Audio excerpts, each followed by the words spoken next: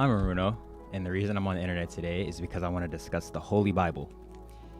Obviously, the Holy Bible is like the goat of all goats as far as books are concerned. It's like the most important book that humans have probably ever made. Like, it's the most translated, it's worldwide. Like, everybody knows about this.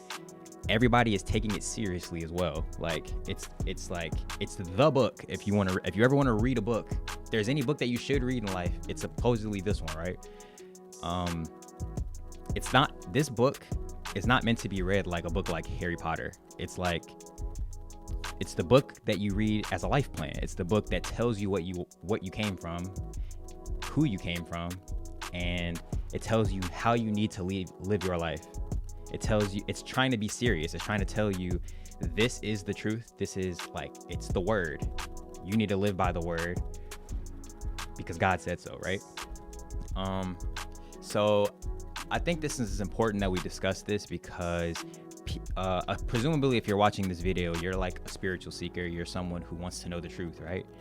And this book is likely the book that was presented to you as the truth. You know, if you grew up in like America, in the West, for example, like for some reason our entire like nation is hypnotized by it. Like we just take it as the truth, you know? So this is the book that people fall on on hard times, you know, and you know, if somebody dies, they go to God. If they want something, they want to be blessed or something, you know, they pray to God. If they're grateful for something, they thank God. Like, this is the God they're talking about. This is the truth. This is the real God that we should all be devoting our lives to, right? So I think that we should, you know, at least read some of it together and kind of like explore what is actually the truth, right? So let's just start in Genesis. So Genesis is the first book of the Bible. Genesis is about the beginning, right? About how it all started. So here we go. Genesis 1, the history of creation. In the beginning, God created the heavens and the earth. Now, I already kind of like feel like we should start right there, right? So in the beginning, God created the heavens and the earth. So this feels like already like it's lacking some context. So it's kind of just like, I just kind of feel like the first sentence should be something like, in the beginning there was God, and then kind of like go into like, what is God, and like what did you expect when you think about God? But it just says, in the beginning God created the heavens and the earth. So now I have questions, and I have questions like, what is it? Like, obviously, like, what is it and where is it? Because you could say maybe like because if it's something, where is it? Like is it a spirit? Is it like floating? Like is it a figure? Like, what am I supposed to think about when I think of God? Like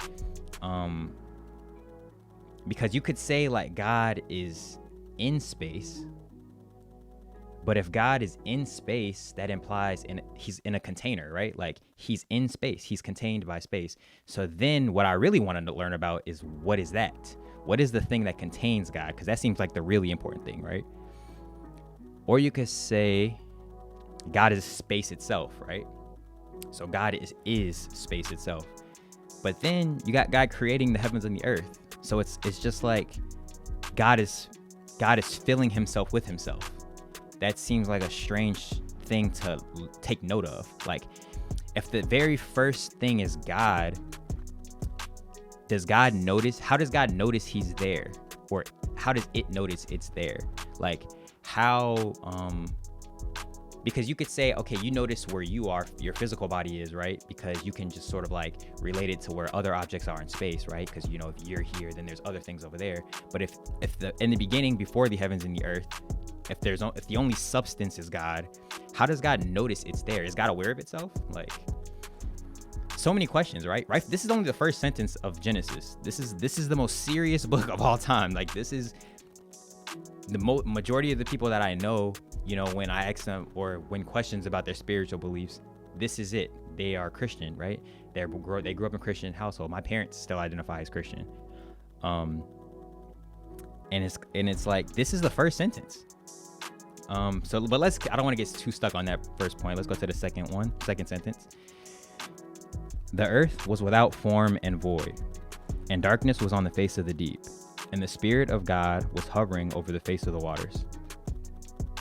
So I have a lot of questions about this as well, because it's like the earth was without form and void, and darkness was on the face of the deep.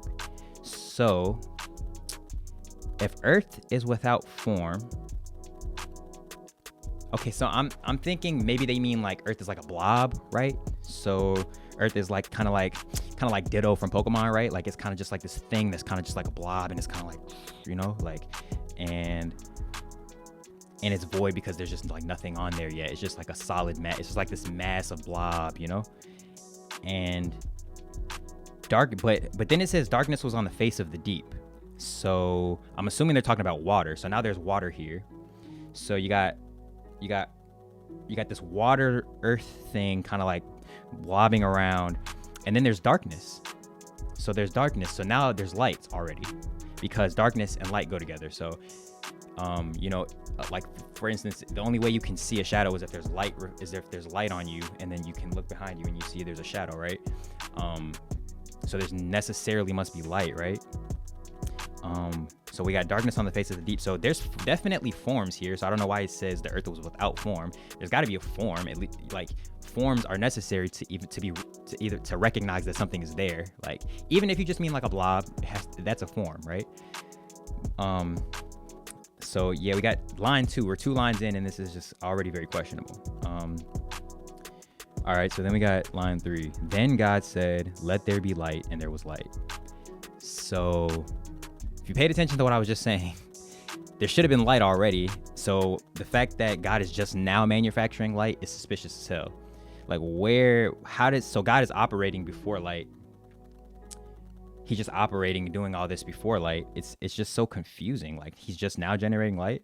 Okay, and then the next one, and God saw the light that it was good, and darkness divided. And wait. And God saw the light that it was good, and God divided the light from the darkness. So not only did he make the light, he saw the light. So does God have eyes? He thought it was good, so now God has opinions. And not only does he have opinions, he's judging himself.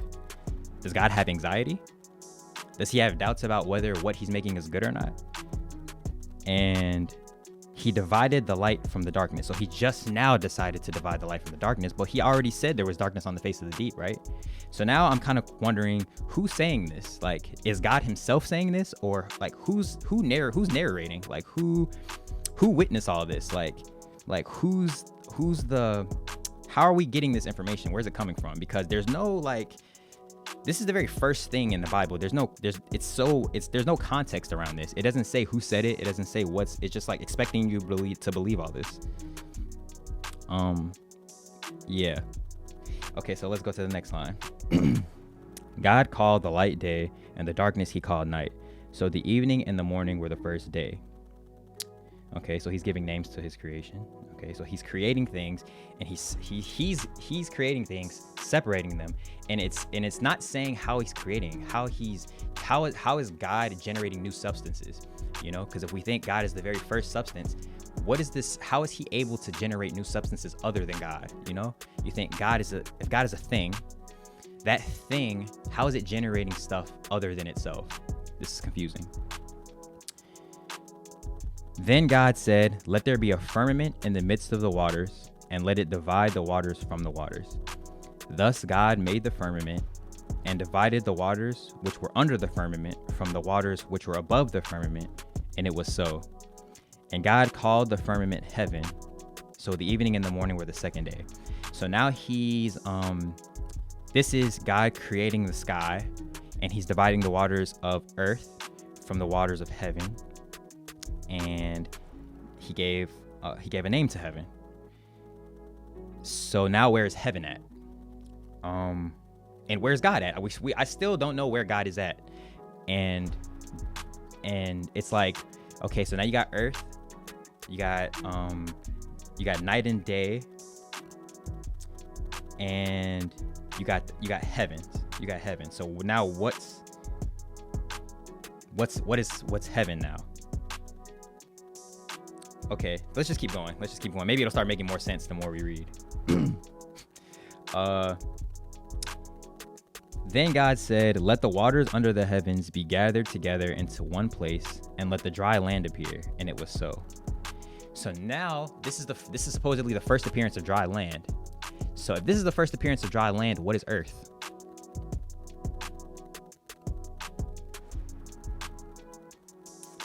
All right. And the waters are just now being gathered as well. So it's like, we already kind of went over that there was earth and there's water already. And it's like it's repeating itself and making less sense as it repeats itself. So then God called the dry land earth, and gathered together the waters. Let me restart. Let me reread this. And God called the dry land earth, and the gathering together of the waters he called the seas. And God saw that it was good. So now we got earth and we got the seas, and he's still judging himself. He's still saying that it's good. So I don't know if this is God judging himself, or I don't know if this is like the narrator assuming that God is viewing this as good. So we'll just let that be whatever that is.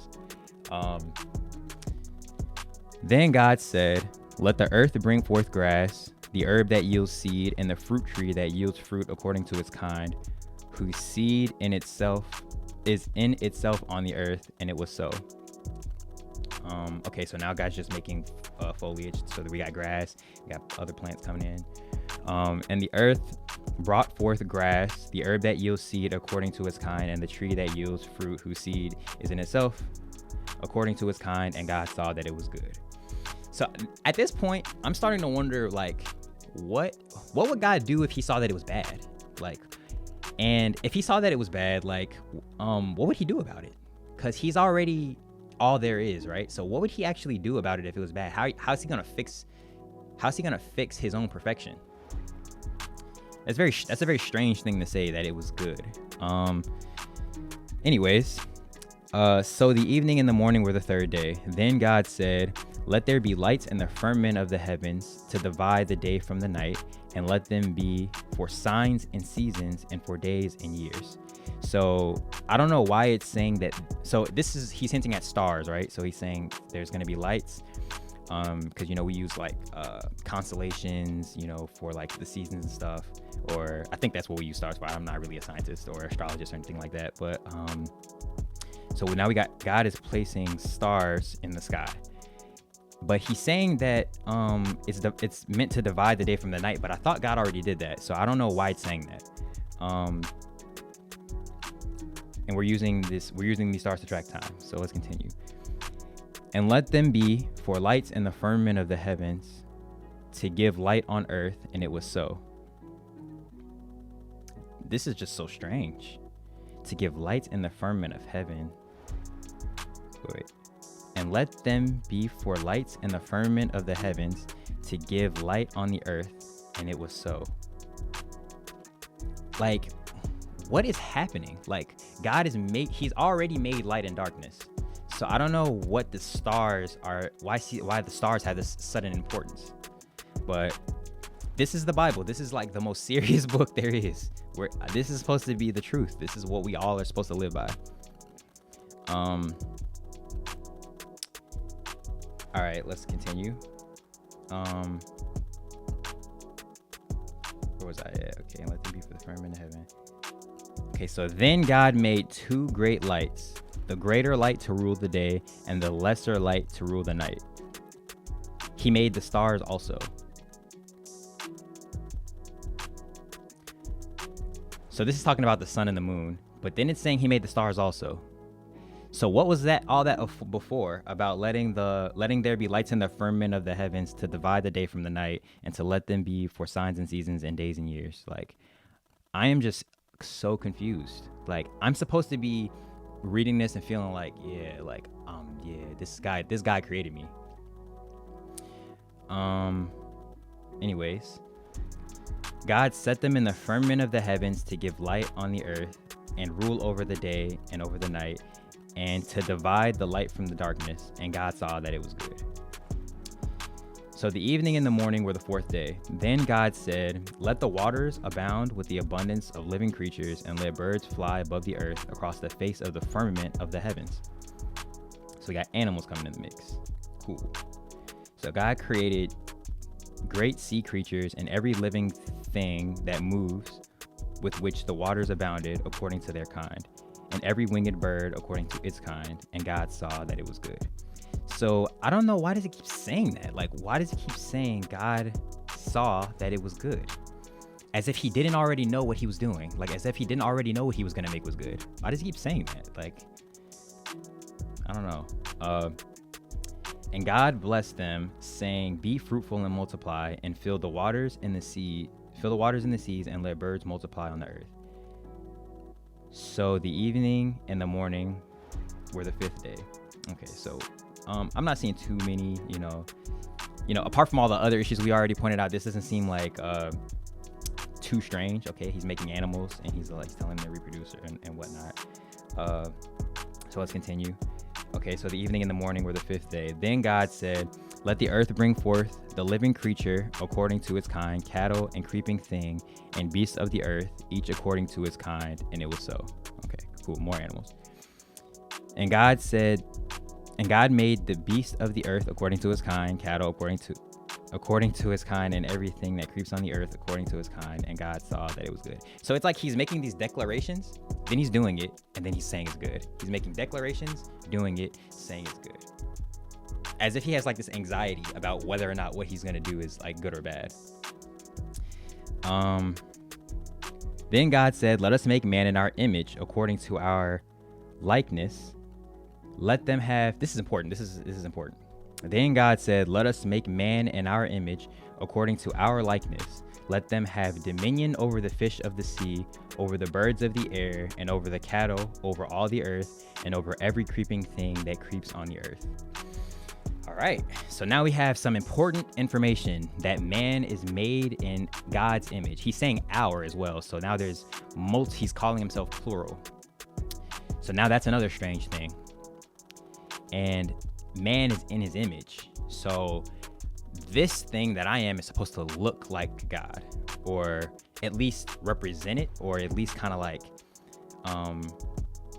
be close to it. Like, and not only that, but we've also been given dominion over the fish of the sea, the birds of the air, the cattle, and then over all the earth and over every creeping thing. So now man is suddenly super, super duper important. And I think that's a coincidence that the organism that is writing this book is giving itself such importance.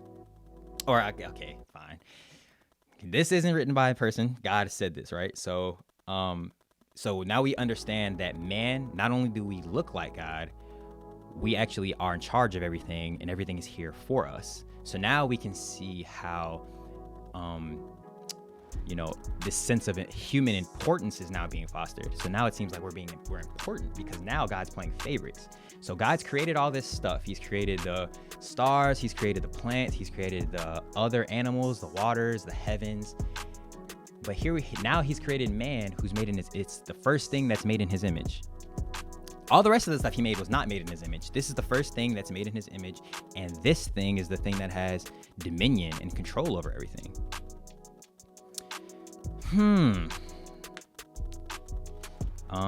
Yeah, but this is our, it doesn't say why God's playing favorites, because it seems like, a thing that is so grand, right? A thing that is the source of all things.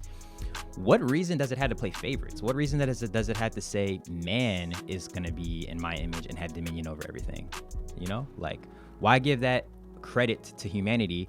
Because what is so special about a human that's made in its image, but not stars? Like, if the first substance is God, I keep bringing this up. The first substance must have been God, right? Because God is where it is the source of everything. The first substance is God. How is there preferential? How is there like a distinction between what is and is not made in its image? That doesn't even make any sense. Because you would assume that every single thing that comes out of God is made in its image. But for some reason, humanity has this new importance. So God created man in his own image. In the image of God, he created him. Male and female, he created them.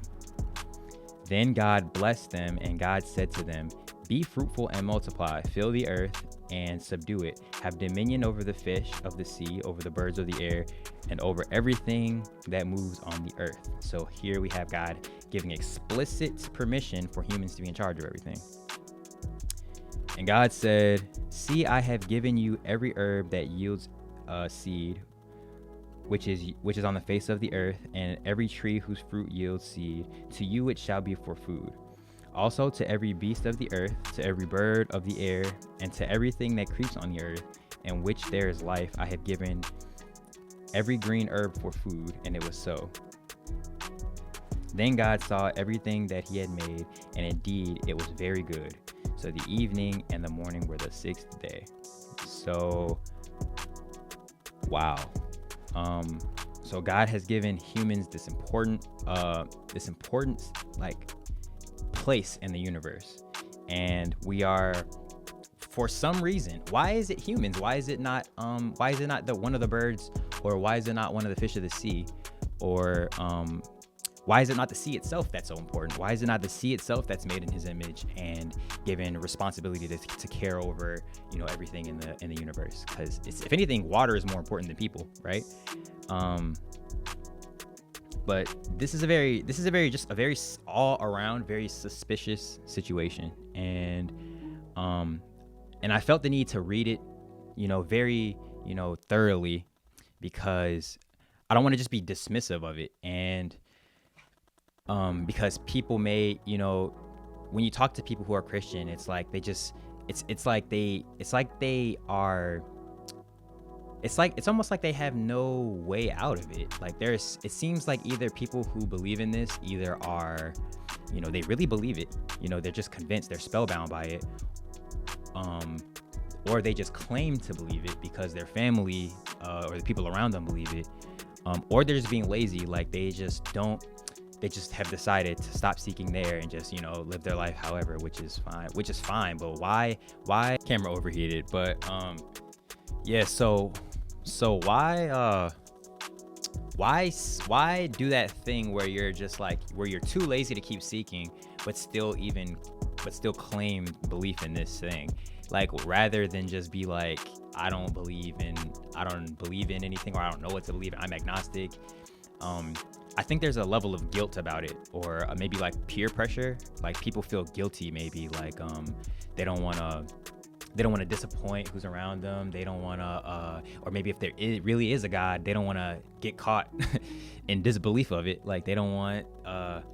There's something in like philosophy called Pascal's wager, where people will claim belief in religion just in case, So it's like, just in case this whole story is all real, I'm gonna just say I believe it, But you don't think God knows that you don't really believe it? You don't think God knows that you're just trying to be slick? So this is just a very strange book. I don't really know how it just managed to captivate so many people, but in case anybody's ever wondering why I'm not their brother in Christ, so to speak, it's because I have all these questions and no one is able to answer them, because they can't be answered, because the situation is just like, it's just impossible. It's just impossible to know this kind of information. So, this video has been long enough, so I don't want to keep talking, but, yeah, try to find your own way through this experience. If you don't be someone who, if you really believe this, fine. If you're someone who's like, I have read through the whole Bible front to back and I just know I believe it, then to each his own. But don't be a lazy Christian, Don't be someone who's claiming one thing and then live a life that's super hypocritical, where you're doing all these things that I've heard. I'm not really 100% sure what everything says in the Bible, but I've heard things like you aren't supposed to have sex out of wedlock, but then you got all these Christians just going to clubs, just fucking each other. You're not supposed to be gay, but then you got gay Christians. You're not supposed to you're not supposed to steal, and then you got fucking prisoners who are like, you're incarcerated for stealing, but you believe in this. It's like, We can give this up and it'll be just fine. I'm sorry if y'all hear fireworks. It's the 4th of July and they are lit as fuck outside right now. But yeah, that's all I wanted to say. Have a good life. Peace.